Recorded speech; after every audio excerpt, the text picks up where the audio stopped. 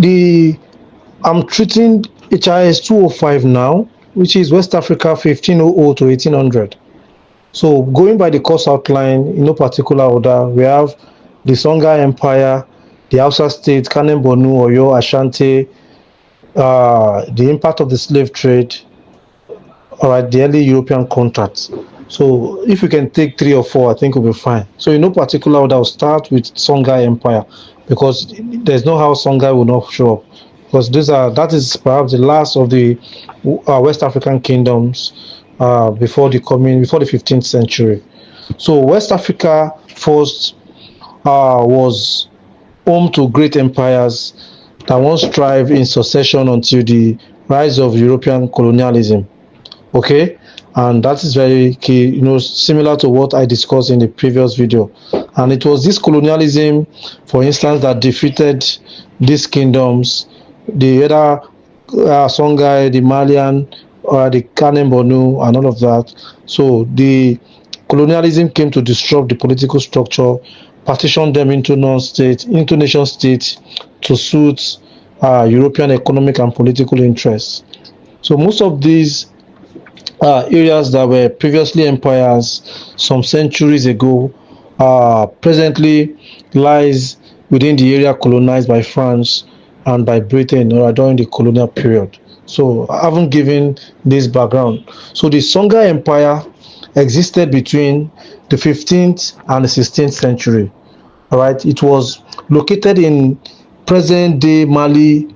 All right, that is a country, one of the countries in West Africa. All right, bordering Niger, Nigeria, and so. So the influence of the Songhai Empire was felt in about what is now about 10 countries in West Africa. It was a powerful empire. All right, it was a powerful empire because the Mali Empire, the Songhai Empire, was incorporated the ruins of Mali and Songhai Empire and other small kingdoms within West Africa. So it was an empire that absorbed or that crisscrossed into, if you want to mention modern state now, countries in West Africa such as Benin Republic, Burkina Faso, Guinea-Bissau, Mali, Mauritania, Niger, Nigeria, Senegal, and the Gambia. So that is for you. That is to tell the extent of the Songhai Empire. Consequently, there were quite a number of languages spoken within the Songhai Empire. Some of the languages included the Songhai, Songhai, which is the language of the Gao people, the Malinke, the Madinka, the Fulani, the Bozo, the Soninke, and the Hausa people. So the official currency, for instance, of the empire was cowries and gold. So the Songhai Empire lasted for about 127 years before it was eventually destroyed and looted by the armies of the Sultan of Morocco, Al-Mansur. All right, it was the Moroccan forces that destroyed the Songhai Empire. So the Songhai originally emerged as a state in 1000 AD. So it came under the rule of the Mali Empire for about 3 centuries. I've mentioned that in a previous topic on warfare and diplomacy, if you remember. So the breakdown of the Mali Empire spurred Sunni Ali and his army to take over the Gao, that is the capital of Songhai. So the king of the Songhai Empire were known as Dia, D-I-A. And another thing to note is that the presence of Islam as state religion in Songhai helped to promote Islamic culture and studies in Songhai Empire. So whichever way the question is coined, you must note all of these factors. So the Songhai Empire also had a very strong capital city, all right, such as Timbuktu was the center of Islamic culture and studies in the empire. So at the peak of the empire, the Arabs and other scholars from the Middle East, all right, Iran, Egypt, Tunisia, all right, and the countries which are between them, like Timbuktu, came to teach and to study. So also there were merchants who came in large number to the Songhai Empire, all right, and all of them make tremendous impact. The economy of the Songhai Empire was built around the gold fields, gold. Just like, I told you, Ghana, Songhai was an offshoot of the Mali Empire. Mali was the offshoot of the Ghana Empire. All right, so imagine Songhai Empire inheriting the enormous gold field, gold deposit of the Songhai of the Mali Empire. So this explains the wealth of the Songhai Empire. So the merchant class known as Jula were in close relationship with the government in Songhai Empire, all right, which made the empire very, very economically viable during this period. All right, so let me now break down the origin of the Songhai Empire. The Songhai Empire, as I've mentioned, existed between 1464 and 1591. Okay, it started out originally as a Songhai state in 1000 AD, all right, as a dependent territory of the Great Mali Empire, which preceded it. But in 1430, the Songhai state declared its independence from the Mali Empire, which at that time had begun to show signs of collapse or disintegration. Okay, so the emergence of the Songhai Empire was initiated in 1464 by Sunni Ali. All right, Sunni Ali was born as Ali Kolon. All right, he established Gao as the capital of the Songhai Empire when he took control of the Songhai. So subsequently, he transformed it into a great empire. All right, when he assumed. So Gao, for instance, had initially been under the control of the Mali Empire since the 13th century. But under the rule of Sunni Ali, the Songhai Empire surpassed the Mali Empire in its achievements, especially in terms of territory acquisition, wealth, and political power. Sunni Ali, for instance, possessed a strong and dedicated army. He also successfully integrated the former areas of the Mali Empire into the Songhai Empire. Important cities like Timbuktu and Jenne were brought under the Songhai Empire beginning from 1468, for instance. All of these kingdoms were brought under the empire, and also Islam was adopted as a state religion in the Songhai Empire. All right, like also it was in the former Mali Empire. Under the Sunni Ali, the empire stretched and reached its full length in size, in glory, and in influence. Sunni Ali unfortunately died in 1492, and his son, all right, Badru, took over the empire from 1493. Right, so of course his short reign also witnessed weak decisions and inability to live and all of that. Following his death, all right, was other successor, all right, Mohammed Toure, all right, started the Asker dynasty following the death of Sunni Ali.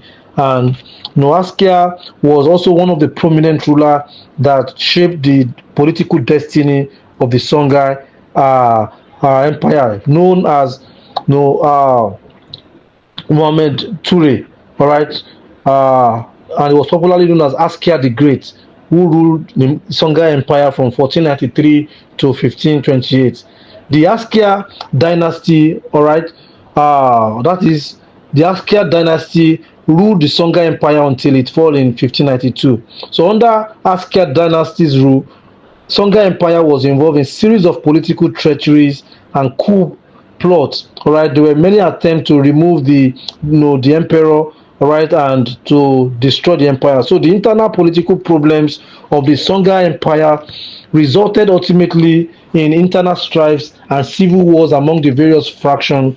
All right, I know I told you that the Songhai Empire was so vast. All right, so at that time, the Moroccan Sultan Ahmad al-Mansur, right, had been making plans to take over some of the territories controlled by the Songhai and also invade the Songhai Empire.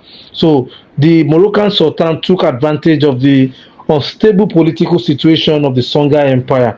All right, just like it happened in Oyo when the Fulani threats were shaking the foundation of Oyo. All right, and all of that. So many vassal states took advantage, all right, to declare themselves free from Oyo. So, for instance, the Moroccan Sultan began to demand tax revenue from the Songhai Empire. from the salt mine, for instance. So he was initially appeased by the Askia, all right, with gifts and with booties, all right. But unfortunately, the last of the Askia ruler was, when Mohammed Ture, the Askia the Great, died. The last of the Askia who came, Ishak, couldn't manage the affairs of the empire, and so unfortunately, the Moroccan Sultan was able to mobilize his troops, all right, and defeated, all right, invaded the Songhai Empire and destroyed it in 1591. All right.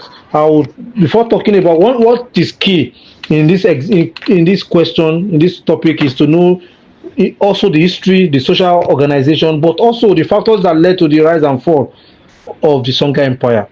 So one point to note is that when the Songhai Empire began, all right, Sunni Ali began to organize the government. All right, first he divided the empire into provinces, but he could not complete the organization of the government because of several constant battles he had to fight to expand the empire. All right, and subsequently, when he died in 1492, it was subsequent rulers who continued the structure of the government, and until this was not effectively done before the Moroccan forces probably shattered the empire. There was also court administration, which were used governed through Islamic jurisprudence. Right, Islam played an important role in the political administration and social structure of the Songhai Empire, just like the any typical Western Sudan entities. All right, so there were many areas, on the basis of the might of Songhai, where tribute were paid to the Songhai Empire. All right, and let me just rush a bit to talk about the factors that led to the rise of the Songhai Empire. Number one factors that aided the rise of the Songhai Empire, all right, before it eventually fall, was that Songhai Empire before 1464 was part of the Mali Empire. So this was a strong factor that aided Sunni Ali and his army. All right, they had understood important fact about the Mali Empire in terms of the government system, trade routes, and the weaknesses. So all of this helped to prepare them in time to take over political dominance of the area. Number two is the death of Ibn Khaldun in 1406. When Ibn Khaldun died, there was no notable record of exploit of the Mali Empire. So the factor affected the image and pride of the Mali Empire. As a result, neighboring states were no longer in view in the whole aura of the empire. So with time, the Mali Empire began to look, ordinary in the eyes of its neighbor, and this gave impetus to challenge to the challenge. It gave impetus to the challenge posed by Sunni Ali, all right, who from a vassal state invaded the central power Mali Empire. Number three factor that led to the rise of the Songhai was the independence of Songhai from Mali Empire, especially from in 1430. All right, the Songhai army was able to muster enough courage and bravery to declare their independence from Mali, and this achievement fired up the Songhai Empire under Sunni Ali. For instance, he was able to maintain Gao as a capital, all right, until it rose. So another factor is that Songhai invasion of Niamey, all right, was Niamey in now present day Niger, for instance, in 1542. The ruler of the Songhai Empire, Askia Ishak I, had invaded the Mali Empire capital in an attempt to further weaken it. All right, and although it was not fully successful, that action proved the weak condition of the Mali Empire, and the Songhai Empire was able to absorb some of the structures of the Mali. Then the military strength of the Songhai, for instance, under the command of Sunni Ali, the Songhai army became large and well organized. The army, tested their power in many engagements, battles, right, and they were able to subjugate many territories. Also, the Niger Valley was the tremendous help to the Songhai army. They were also very interested in trade, all right, which boosted the economy of the Songhai. So, what factors now lead to the collapse of the Songhai? There there are two main factors that led to the fall of the Songhai. These two factors are as follows. Number one, the power struggle and infighting among the members of the Askia dynasty were some of the key factors. Number two is the invasion of the Songhai by Sultan of Morocco, all right, Sultan Al Mansur, all right, in 1590, as I've mentioned. All right, so this came after the death of Sunni Ali, the Askia the Great of Songhai, all right, who held the empire together. But after his death, the Moroccan forces took advantage of the weakness of the empire, all right, and invaded it. So the Askia, the Songhai lost its power, all right, and the constant and unwholesome political practice caused by this caused internal dispute, quarrel, mistrust among the members of the ruling house.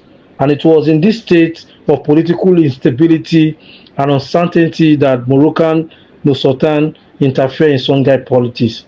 All right. The also key point to note is that the fall of Songhai, all right, was the invasion of the empire by the Moroccan Sultan, which has been properly emphasized. So, I think that is about the Songhai Empire. Okay, let me now look at the Hausa states between the 1500 and the 1800, all right, which is the focus. All right, I won't talk much because that is not to be diversionary to start talking about the origin of the Hausa. So what we are interested is the history of the Hausa people between 1500 to 1800. So it is not quite certain when the various Hausa city-states and kingdoms began to emerge, basically. All right, so the origin of the Hausa land, all right, Hausa people itself remains a subject of controversy. But for this purpose, in this course, one thing that is certain is that until the 14th century, all of the Hausa states were rather insignificant compared with Ghana and later Mali or Songhai Empire in the west, or even the Kanem Borno in the east that we have discussed. There was, up to that century, there was no obvious trade between, all right, the Hausa state and the Muslim countries of North Africa, nor had Islam entered that region. So, and this view is clearly borne out by the fact that none of the Arabic scholars whom in some of the history classes you must have heard Ibn Battuta, all right, Ibn Khaldun and all of those, none of them have been noted to have probably established any foot or impact in Hausa land. All right, so the first thing to mention, all right, the first to mention of the Hausa people, and even in a casual way, was Ibn Battuta, who visited Mali in about 1352. He referred to a place inhabited, all right, by some indigenous people, all right, close to the Nupe people during this period. So I will take a moment at this juncture. We want to look at some of the key factors that actually contributed to the growth of the Hausa state. These are some of the issues that might that will resonate in answering a question around the Hausa people. Okay, so the reasons for the growth of the Hausa states between the 14th and 15th century up to the 19th century are not difficult to find. They are quite easy to analyze. The first was the stimulus, all right, derived from the introduction of Islam, or the introduction of Islam from Mali. All right, so it has not been quite established from linguistic evidence that Islam was first introduced to Hausa land from Kanem, all right, which is Kanem Borno, if you like, probably in the 12th century. But it does not appear to have taken any firm root until fresh band of Muslims from Wangara, especially Fulani traders and scholars, began to enter Hausa land from Mali in the 14th century. So, what is this saying? Is that much is not known about Hausa. So, much is not known about Hausa land until the penetration of Islam, right? Especially from people from the Wangara people first, then traders from Mali, then later subsequently North African Berbers, other than traders, all right, who were trading. So they were the ones who popularized Hausa. But keenly, the introduction of Islam, one of the key factors you must analyze, remember, is the introduction of Islam, all right, popularize the history or the people, brought the Hausa land to limelight.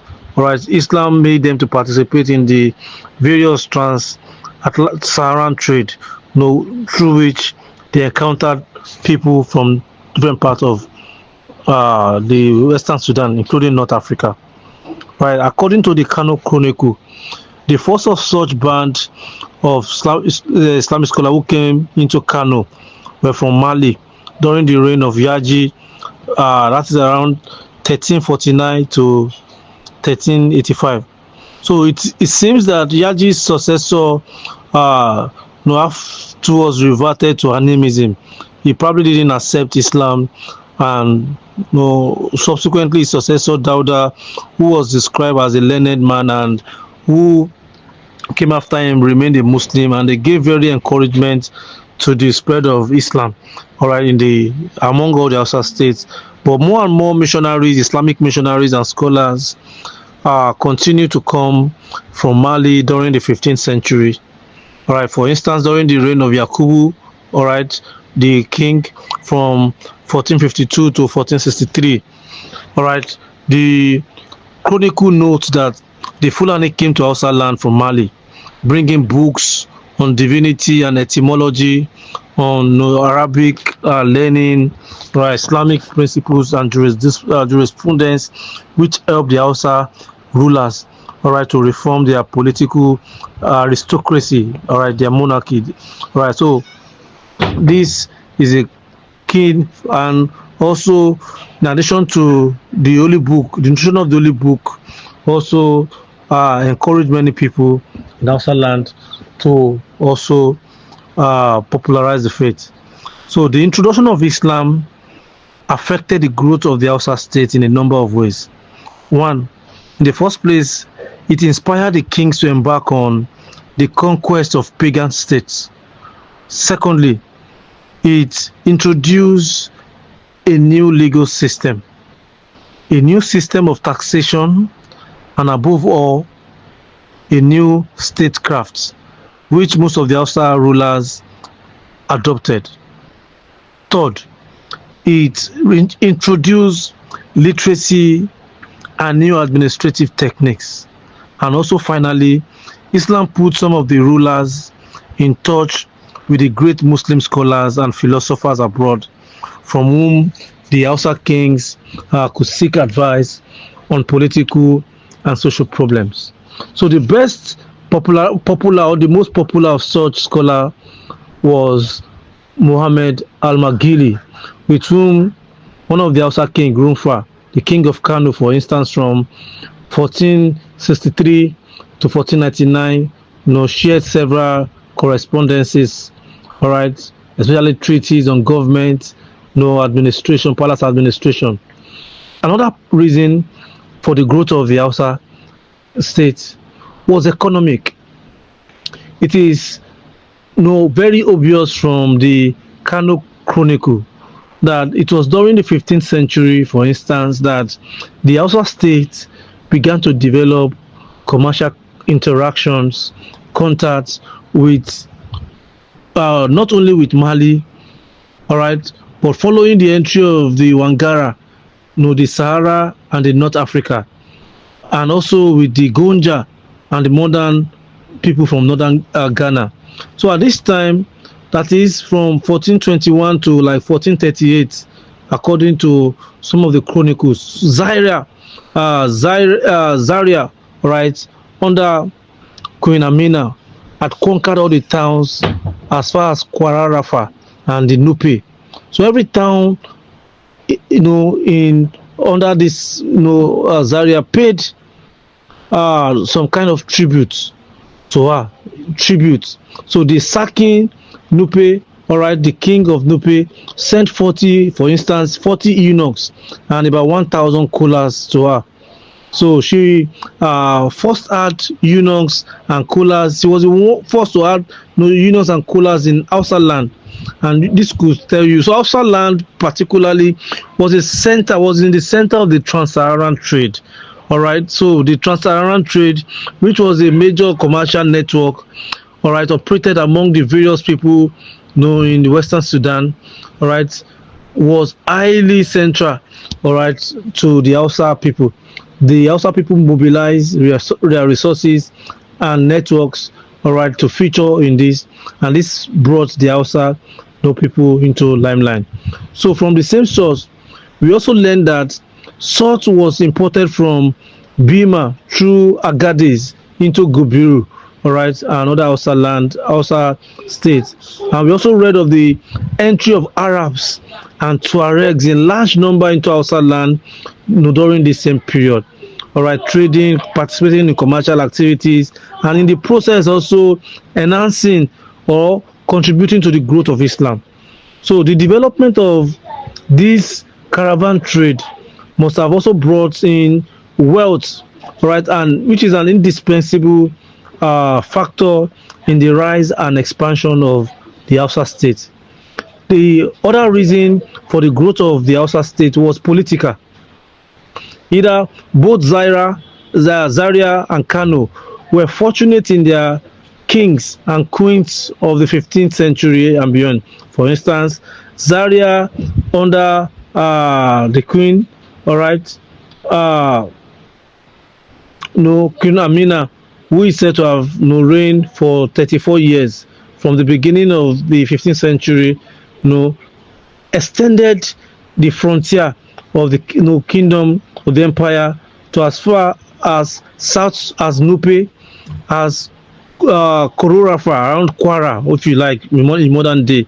So from the middle of that century, other kings like another king like Muhammad Rifa, who reigned from 1463 to 1499, and Abdullah from 1499 to 1509. Several Hausa states, especially Kano, were able to eclipse all the other Hausa states. So it could be said in a way that the Hausa states became prominent from the 15th and to 16th century. Of course, there were changes over the centuries, all right, interactions.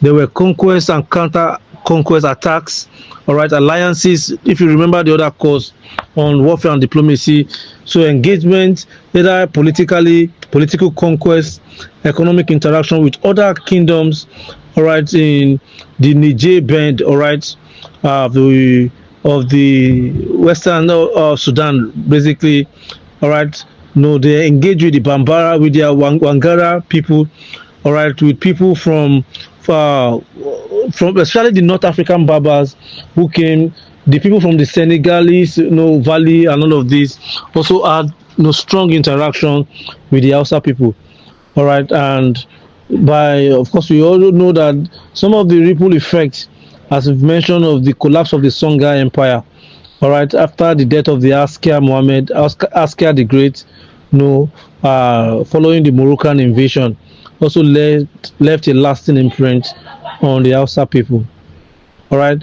Not only did the collapse of Songhai, for instance, ensure complete independence, but it greatly accelerated the pace of the growth of other kingdoms, including Hausa states, as I've mentioned. I mentioned earlier that the Songhai Empire stretched, all right, its boundary into modern day Nigeria, especially Open. So it was a strong power that probably most of the Hausa states were paid tribute to. But with the collapse of Songhai, all right, some of these Hausa states had their independence and ability, they were able to expand, all right, without any restriction. So the result of this is that by the 17th century, uh, by the 17th century and the first half of the 18th century, all right, the Hausa state had become highly so powerful and so sophisticated. All right, most of them had expanded, and they've even subjected some other uh, lesser areas into under their own vassal provinces. All right, the first of the Hausa states to gain what the Niger region lost were the Castina, all right, and Gobiru, because they were the most northwestern of the state. All right, most of them, by the 17th and 18th century, had become so highly powerful. So by the end of the 18th century, the capital of most of these kingdoms, Hausa states, especially Castina, all right, have become so large. All right, the population has grew demonstrably as a result of several influx of people, the Fulani, the Wangara, all right, people from particularly the North African scholars, Islamic scholars who traded, particularly and dominantly the Fulani had infiltrated the nooks and crannies of Hausa land. And this actually would probably threaten the peace and actually offset the political and social equation in Hausa land by the 19th century. All right, so Hausa language, spread, all right, from the 18th century, all right, and it became a really source of identity, all right, for most of the even people trooping to Hausa land.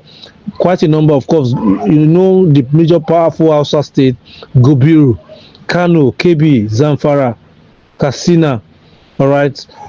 These are some of the Zaria. Okay, so the first, unfortunately, however, during the first 3 decades of the 19th century, all the Hausa states were wiped out of political map of the Central Sudan, and in their place was established a single Fulani empire. So I think the issue of Fulani empire, the Fulani jihad, is a different course topic entirely. All right, but what is clear to note that by the beginning of the 19th century, the Fulani had launched a massive and catastrophic jihad that swept the foundation of the Hausa state. All right, it actually reinstituted a new oligarchic system, religious political system. The Fulani emirate caliphate system. All right, so this is quite important, I think, to probably stop. But I think I should say more a bit about the Fulani. The Fulani jihad established a single Fulani empire. This almost incredible political change was the outcome of a political changes organized by the Fulani leadership, all right, under the inspiration of Usman Dan Fodio, all right, who then were who was the head of the Fulani people who had migrated and whose generation had migrated, all right, from other part of West Africa into Hausa land. So the Fulani, whom of course we have already mentioned, are not indigenous to Hausa land. So they are people known to have originated in the lower basin of the Senegal and the Gambia as a result of a mixture between the Berbers, immigrants from the Sahara, and the Negro of the Wolof and the Syria stock.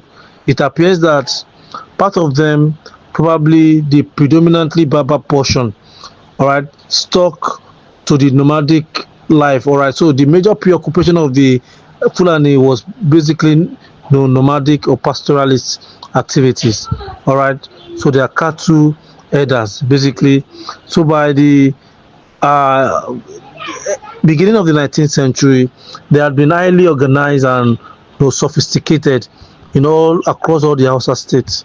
So it was under one of their major Islamic cleric, Usman Dan Fodio, all right, that they were able to launch an aggressive political jihad, disguised as religious purification against all the Hausa states, and this brought about the collapse of major all the Hausa states, all right, under which through which Fulani Caliphate system and Emirate system was instituted.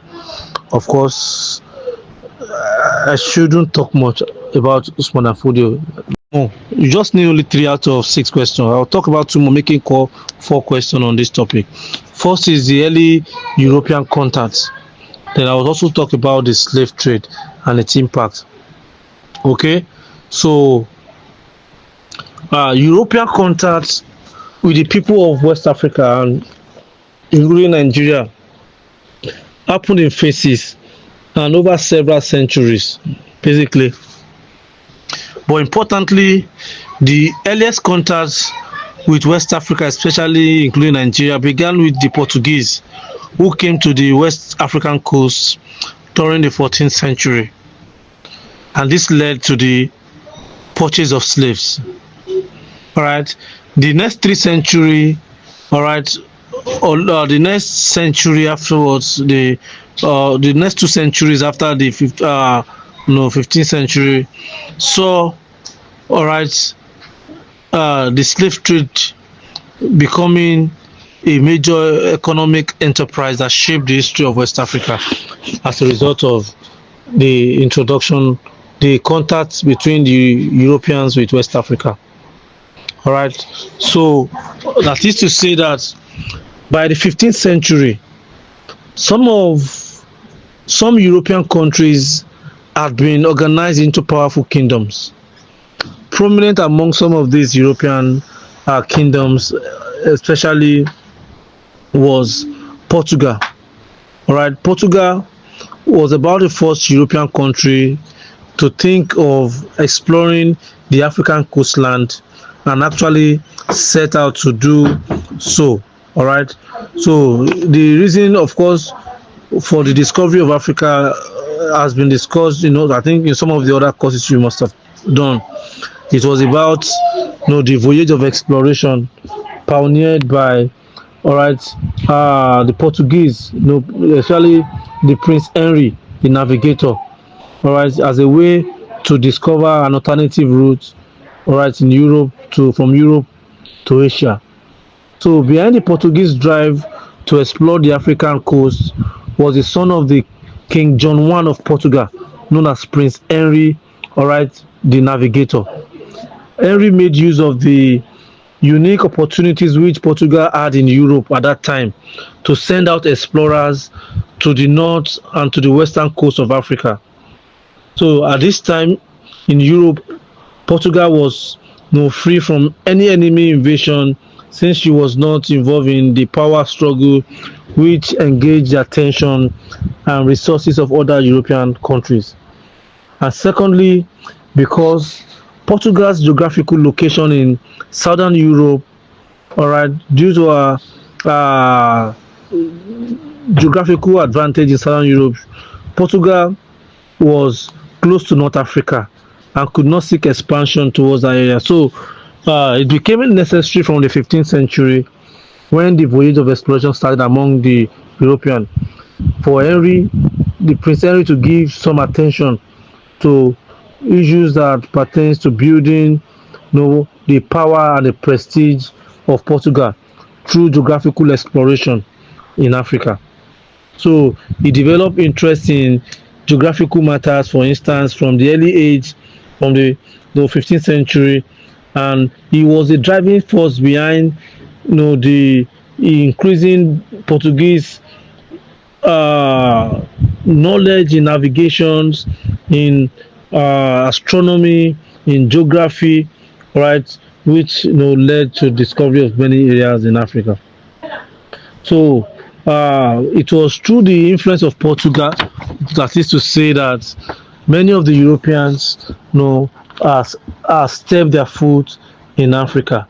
So Henry he commissioned many explorers, sent many explorers from Portugal, all right, to Africa, all right, to discover areas. And by the uh, 15th century, the Portuguese, beginning of the 15th century, the Portuguese had probably sailed and discovered quite a number of coastal communities in Lagos, all right, through which early contacts with the West African people was established. So it is important at this juncture to at least say something about the phases of European contact.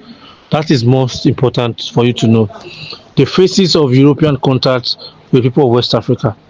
So these phases saw Europeans coming to West Africa, especially Nigeria, all right, as explorers. Early European writers about African history presented, for instance, the exploration journey as if they were innocent. All right, they were portrayed as tourists and curious scientists. All right, who just needed to, who were just cruising right from Europe to Africa. But you all know that that was more than that. The overarching reason, rationale behind the Portuguese and the European voyage, all right, was basically economic. So, having said that, it was later discovered that the explorers came to gather data about the economy and society of future colonies, all right, they would acquire in Africa. Some explorers began their journey across the Sahara Desert, but because the desert was quite harsh and uncertain, the topography was not very convenient for them. So most of them took the river, especially the River Niger and the Atlantic Ocean. Some of the prominent European explorers, all right, in West Africa in the earliest contact included Mungo Park. Mungo Park, who came to Nigeria through the River Niger and eventually died along the river. All right, and there was also Hugh Clapperton and Richard John Lander. Richard and John Lander, they are known as the Lander's brother.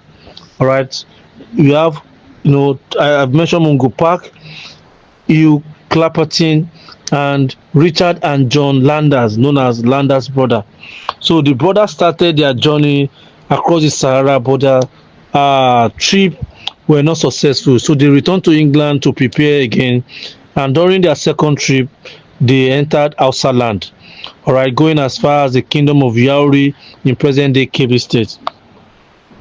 The second phase of European traders, European contact with the people, all right, especially I'm mentioning in the case of Nigeria now, Nigerian kingdom, so that those in the central Sudan was through the European traders and merchants, all right, and this happened, as I'm going to mention, with the development of the slave trade, all right.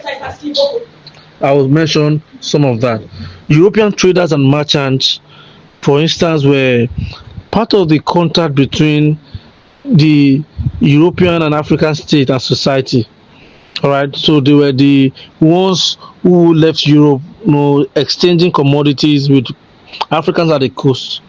All right, so these Europeans started their worldwide journey for commercial purposes during the era of mercantilism, especially from the 16th century to the 17th century and also the 18th centuries. So trading activities gradually expanded from Europe down to the Cape, all right, to the coast of many Africans, West African states. And during the 19th century, the Industrial Revolution occurred. The Industrial Revolution occurred. All right, pardon me. It's so hard pressing the recording, and all right, and the big industries needed a lot of inputs from other land around the world. So the African Association was formed by bankers, industrialists, and scientists, and this encouraged traders to come out and explore potential markets for Europe in Africa. So in this light, several European traders and captains of industry joined in a common search for African markets. and eventually they triumphed. And incidentally, it was the companies that started what became colonial activities. Most of the in most colonial areas, it was national companies of various European countries that initially pioneered the process of colonization for their home country through signing of treaties and agreements with some of the local African chiefs. All right, some of the well-known and outspoken merchants in this regard included Sir George Tubman Goody and John Oates. So if you have read in many historical literature, you know Sir George Goody. This was particularly in the case of Nigeria, who had signed several treaty with African chiefs, and it was some of this treaty that the Europeans capitalized on to lay hold of the various areas they colonized from the 19th century. The third phase, all right, of European contact with the people of West Africa, of course, was the phase of the transatlantic slave trade. All right, following the discovery from the 16th century, the Europeans, as a result of the production glut in Europe and the need to acquire labor to work in the European plantations in America and even Europe, there was need for labor supply.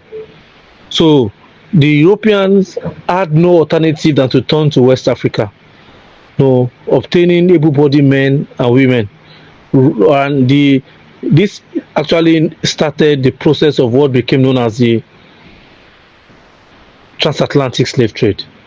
The transatlantic slave trade started in the 15th century, reached its swing in the 17th century, all right, and was abolished in the 19th century. It was a trade that lasted for over 400 years. All right, it was highly fruitful and egregiously rewarding for the Europeans who participated in this trade. So across West Africa, European merchants established their forts and companies along the coast, empowering African chiefs, African warriors, and fighters to obtain arms and ammunition which were used in prosecuting anarchy, violence in the interior, for people to be captured and sold. So between 15th century and 19th century, according to Professor Philip Cotton, over 11 million Africans were transported from West Africa to Europe as slaves. All right, this was the critical characteristics of the contacts between the Europeans and the people of West Africa, whether from the Gambia, from Senegal, from Timbuktu, from Badagry, from Lagos. All right, Africa, the labor of Africans, all right, that were transported to Europe and America, shaped modernity in Africa, but under the depopulated Africa and underdeveloped Africa. In this, if you have read the works of Walter Rodney, How Europe Underdeveloped Africa, you would have a broad understanding of the atrocity. All right, for every 10 Africans captured from West African coast, shipped from West African coast, only probably 2 survived to the New World, to America or Europe. Majority of them died of severe torture, all right, of malnutrition. Many of them committed suicide by directly jumping into the Atlantic Ocean, all right, refusing to be subjected to slavery in another man's world. And this was a critical factor in the contact. Of course, the slave trade came to be abolished by the opening of the 19th century. And this leads me to the fourth and final point about the contact, the European. This is a phase of Christian missionaries. The fourth, era in the contact between European with is a Christian missionary.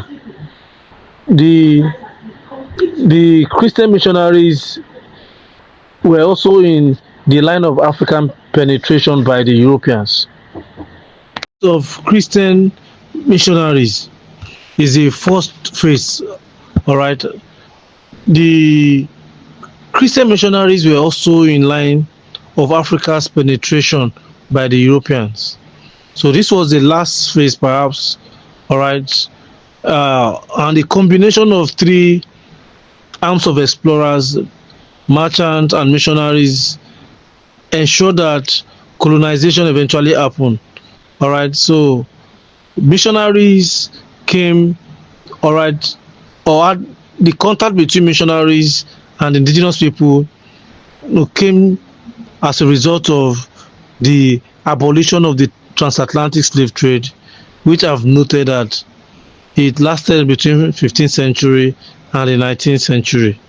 All right, so the abolition of the slave trade meant that new humanitarian interventions will be needed to either to persuade or to salvage some of the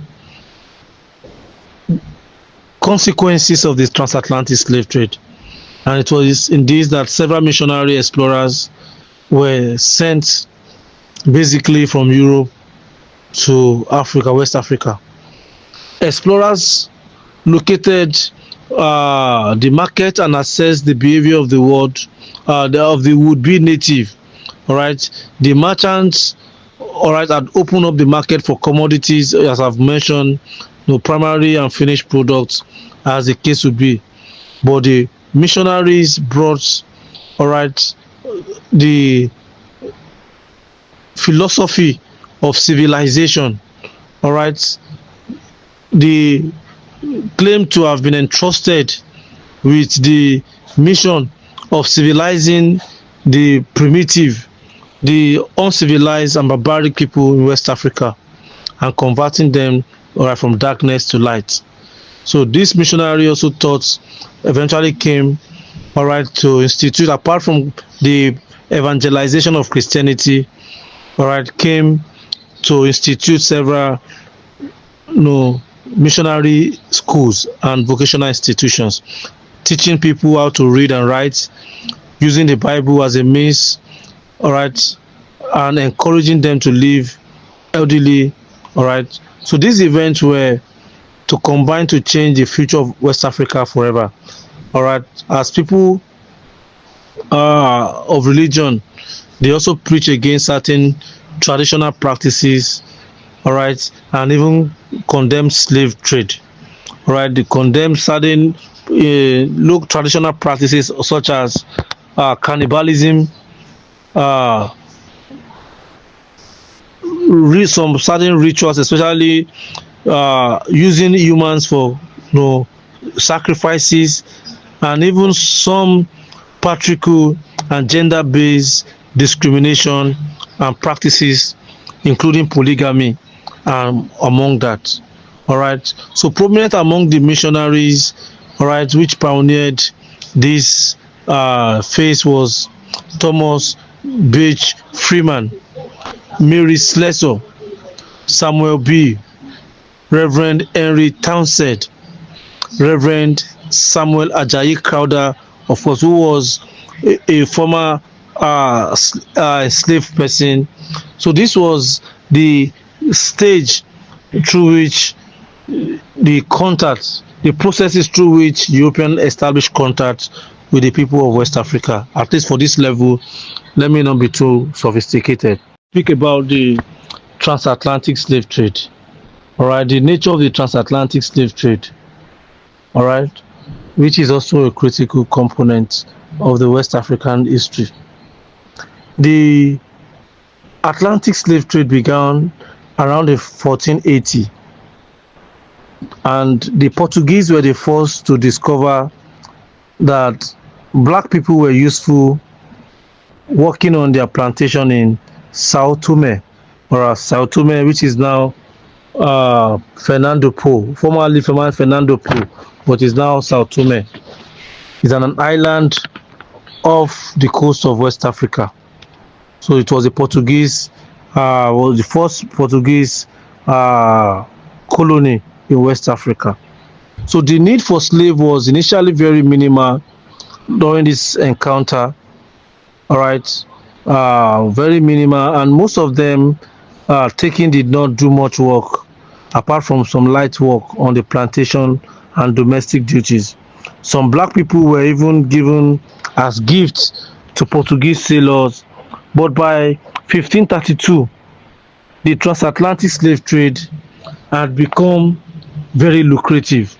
But before I say this, it is also important to state that by the 15th century, when the of contact was first established between the West African people and the Europeans, the interactions was highly convivial and mutual, based on exchange of commodities, all right, for foreign goods.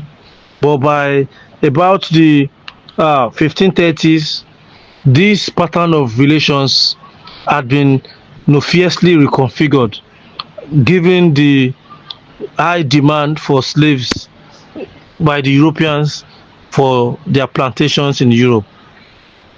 All right, towards the mid 1500s, for instance, Britain and Holland had joined Portugal in the trade. Soon, Spain followed.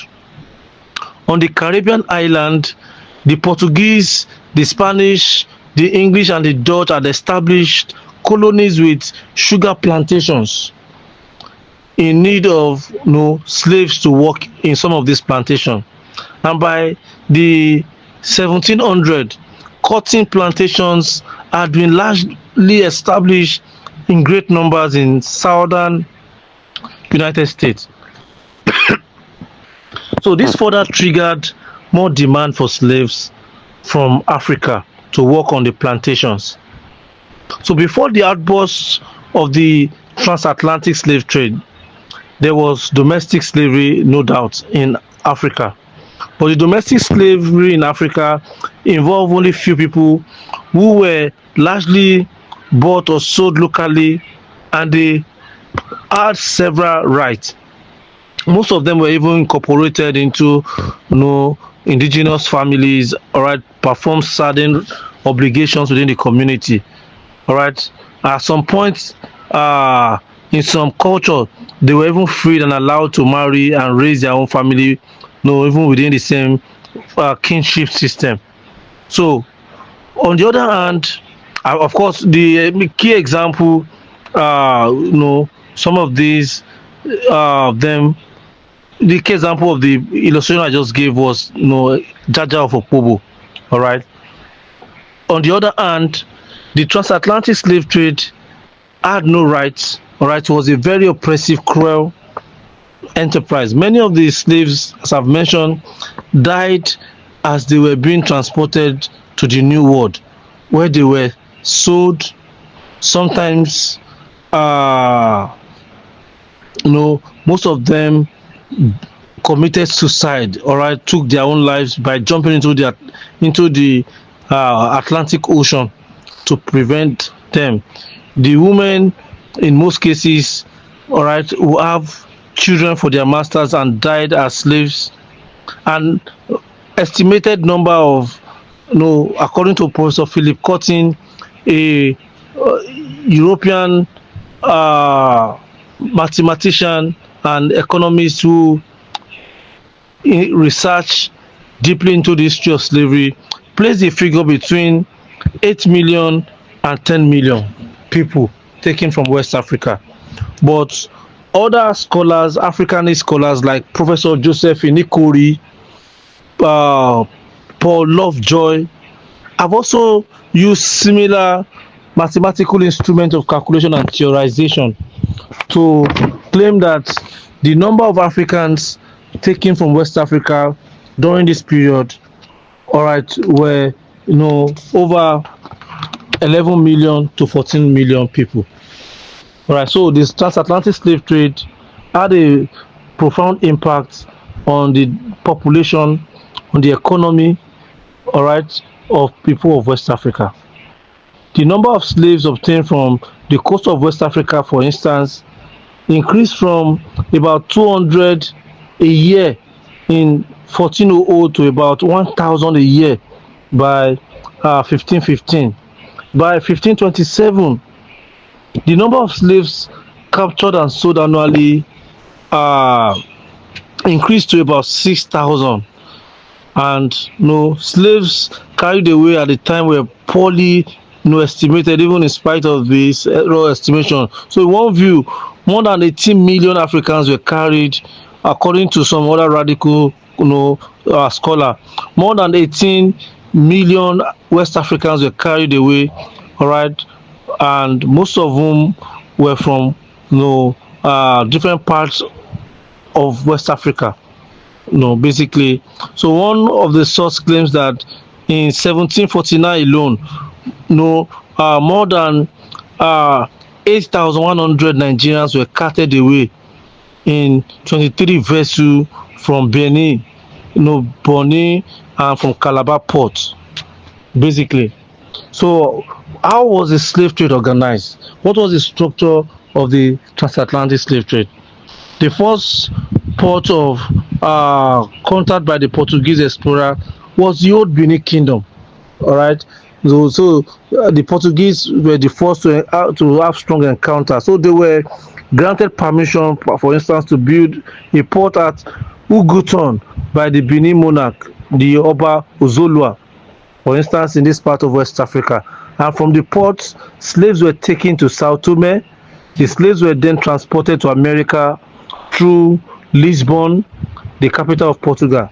And shortly after, a pattern emerged in the organization of this transatlantic slave trade. The Portuguese found a permanent base in Sao Tome. From there, they purchased slaves in Benin and other ports such as Calabar and Bonny, all right, in Dahomey, all right. And in this same way, other European countries brought slaves from West Africa, all right, transported them to their capital cities in Europe before transporting them again into their final destination in different parts of America. So this system organization of the trade was known as the triangle trade because it involves three ports. All right. After some times, the triangle trade was modified to allow direct trip across the Atlantic from different ports in West Africa to America and the West Indies. So British involvement in the slave trade was later dominated by the Royal African Company. All right. The British worked closely with the African middlemen to ensure success, and among the most active African groups in the trade were the Ijaw people. The Ijaw were predominantly fishermen and makers of salt. It was very easy for them to enter into the trade and make much fortune from the trade. So the growth of the trade led to the establishment of more slave ports, Badagry, Calabari, that's Calabar, and along the Aroshuku area. So the long issue there is that the slave trade had a major catastrophic and devastating effects on the people of West Africa. So I'll just go lastly now to the impact of the slave trade on people of West. Contacts or the visit of the Portuguese explorers to West Africa in the Benin Kingdom particularly led to the emergence of the transatlantic slave trade. I've mentioned that. So in this case, Africans were forcefully emigrated from their ancestral homeland to the America, where they led a life that was characterized by inhuman treatment. By the time the slave trade ended, especially towards the half of the 18th century, the history of Africans had been adversely affected, whether socially, politically, or culturally. After 4 generations of Africans had been lost to European cruelty and inhumanity, for instance, what was left of the polity was left was cannot be desired. All right, it was a period of conflict, disruption, anarchy. All right. So in summary, the impact of the slave trade was visibly felt in 4 major ways. I will summarize. Social impact. political impact, economic impact, and psychological impact. Social impact of slavery was the fact that families were dislocated, lineages were disturbed, and many lost their sense of identity. After being set free, for instance, the ex-slaves became socially unfit. Most of them were educated, poor, and were not allowed to vote. And since they could not fit properly in Europe and America, colonies were established in West Africa again, Freetown in Sierra Leone, all right, and Monrovia in Liberia between 1787 and 1821 respectively. So these colonies attracted a lot of ex-slaves who decided to return to Africa. Most of them could not trace their origin and families because they were mostly descendants of earlier slaves taken away. And these colonies established in Africa absorbed a lot of slaves from Europe and America, and they were founded and maintained by the British humanitarian uh, community, especially missionaries. So these colonies were later taken over by the British and American government for proper colonization. Of course, you know the history of Sierra Leone and Liberia. So it was also during this period that the British government sent naval ships to patrol the West African coast and capture any vessel carrying slaves and free them. For instance, African Anglican Bishop Samuel Ajayi Crowther was rescued from slavery by British naval ships after he had been captured and sold in his hometown of Isheyin in 1821. The political impact. The slave trade greatly destabilized West African societies. All right, the decline of the trade was uh, helped, all right, by the political agitations of the humanitarian movement, all right, of the British who pushed for its abolition. The abolition was also it also created a political need for freed slaves, and as a result of this, free slaves who wanted to return to Africa, all right, in the 19th century were settled in free town in Sierra Leone, a new colony created, and also Monrovia in Liberia, right, was managed by the United States, and these were where slaves were, kept, or before some of them found their way back to their homeland. So this location, all right, was also key to the political solution. Economic impact, in the sense that uh, the economic impact of the slave trade was huge and cannot be measured. The trade completely altered the economic growth in Africa, in West Africa, between 10 to 20 million people who could have greatly contribute uh, to the growth of Africa, West Africa, in different ways, were lost through the slave trade. And the slave trade brought nothing but large scale loss of manpower to Africa. The slave trade took the most virile and the active young Africans, and it made anarchy, raiding, issues of daily occurrence in different parts of West Africa, all right, kidnapping and violence. Then the social impact of the slave trade is that it affected and destabilized its victims in so many ways, basically, especially psychologically, destroying the self-worth of the people and disconnected them from their roots. Many slaves died from heartbreak after realizing that they would no longer see their relatives or their native land again. And the harsh treatment meted out to Africans, all right, in Europe and America, for instance, was highly catastrophic to the people. So apart from being hated by their masters, slaves were regarded as subhumans. So, and during the census in the United States in the 19th century, slaves were not counted. Slaves were counted as 1/5, for instance, 1/5 of a person. In other words, 5 slaves were counted as one, for you to know the nature of dehumanization.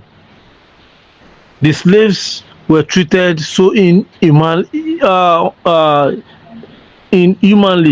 that they consider themselves inferior to their white owners. So the transatlantic slave trade ended a long time, but the psychological impact it had on Africans in the diaspora still lingers. Black people in America, Europe, and elsewhere still suffer from some form of racism or segregation. For instance, the right to vote and be voted was not extended to African Americans in the United States until 1964. So, what you are trying to say basically is that when the transatlantic slave trade began, all right, the slave trade began when the Portuguese visited West African coast. You must know that around 1480, and began to take slaves to the Portuguese island of Sao Tome. Another thing is that those involved in the trade, all right, were basically European countries, starting with Portugal, later Britain, Holland, France, and Spain. And in terms of how long the slave trade lasted, I said that it lasted for about 400 years before it was abolished by the British and United States government. Right? And I think that's all for now.